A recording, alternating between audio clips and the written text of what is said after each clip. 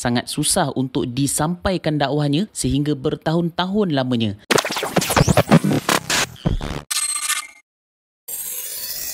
Assalamualaikum warahmatullahi ta'ala wabarakatuh. Pada video yang lepas kita dah dengar cerita tentang apakah pengajaran yang dapat diambil dalam peristiwa hijrah Nabi SAW. Banyak perkara yang telah disebutkan dalam video itu. Bagi anda yang belum lihat video ini, boleh klik pada link video di atas. InsyaAllah pada video kali ini kita akan dengar cerita tentang bangsa Yahudi dan Islam di Madinah. Jom kita ambil tahu bersama-sama. Sebelum ini kita pernah cerita tentang bagaimana keadaan Yasrib sebelum datangnya agama Islam. Waktu itu Yasrib didiami oleh dua kaum besar ketika itu, iaitu Yahudi dan Arab, Aus dan Khazraj. Kedua-dua bangsa ini sentiasa berperang antara satu sama lain. Sehinggalah Arab, Aus dan Khazraj mengambil keputusan untuk meminta Nabi SAW menjadi ketua mereka sekaligus memeluk agama Islam ketika itu. Maka bersatulah Arab, Aus dan Khazraj ini di dalam satu bendera yang sama, iaitu agama Islam. Persoalan di sini, kenapa kaum Yahudi tidak mahu memeluk agama Islam bersama-sama, sedangkan kaum Yahudi sendiri telah mengatakan bahawa mereka akan tunggu Nabi yang diutus oleh Allah Subhanahu Wa Taala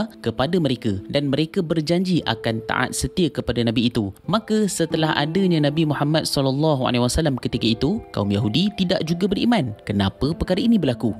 Jawapannya adalah kerana orang Yahudi ini hanya ingin Nabi yang diutuskan oleh Allah Subhanahu Wa Taala itu adalah dari kalangan kaum Yahudi juga. Mereka ni tak terima bahawa Nabi yang terakhir itu adalah dari kalangan bangsa Arab. Sedangkan mereka memang dah nampak tanda kenabian yang ada pada Nabi Muhammad SAW. Secara faktanya, kaum Yahudi memang tak nafikan bahawa Nabi Muhammad SAW itu adalah Nabi yang sebenar dan bukan dusta. Namun, atas sebab sombong dan engkar dengan ajaran kitab, mereka menafikan dengan iman mereka sendiri. Maka di sini kita dapat lihat kenapa hingga kini Yahudi memusuhi Islam hingga kiamat.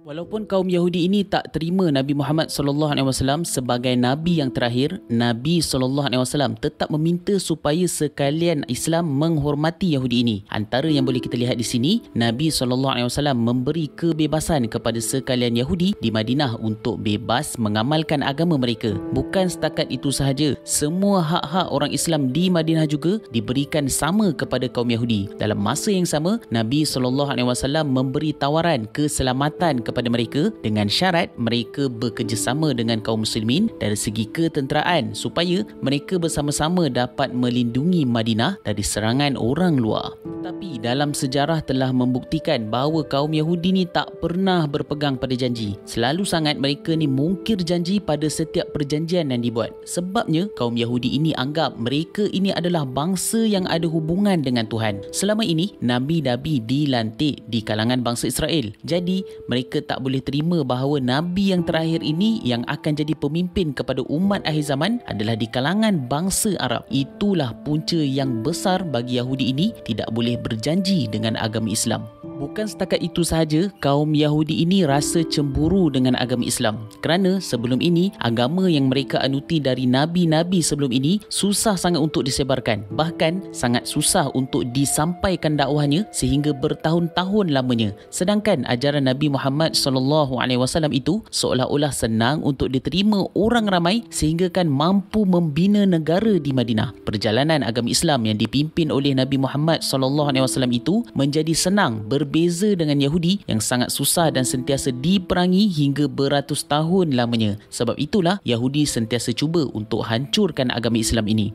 Antara cara yang telah kaum Yahudi ini buat adalah berdebat dengan Nabi SAW. Banyaklah soalan-soalan yang mereka cuba tanya pada Nabi SAW atas sebab untuk mengelirukan umat Islam ketika itu. Namun Allah Subhanahu Wa Taala membantu Nabi SAW dengan jawapan daripada wahyu dari Allah Subhanahu Wa Taala. Selain itu juga, mereka cuba juga menggunakan kekerasan. Pada peringkat permulaan, mereka biarkan sahaja kaum Quraisy yang memerangi Islam. Tetapi setelah Nabi SAW berjaya bina negara Madinah, ketika itu terpaksalah kaum Yahudi ini sanggup bersama dengan kafir Quraisy memerangi Islam demi capai matlamat menghancurkan ajaran agama yang dibawa oleh Nabi SAW.